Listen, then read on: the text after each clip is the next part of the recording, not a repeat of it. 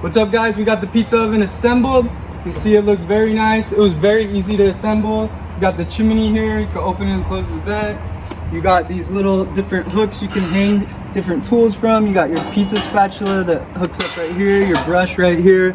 The door very easily opens up like that. You can see the inside of it. And then you close it like that. Very simple. We're gonna go ahead and cook some pizzas tonight. We're gonna show you guys how they come out.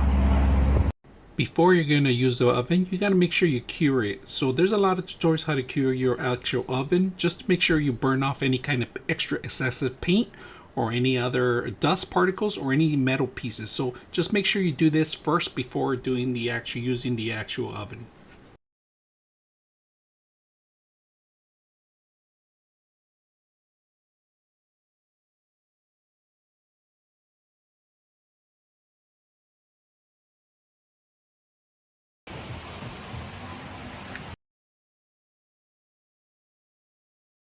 .6 of you are not subscribers in my channel.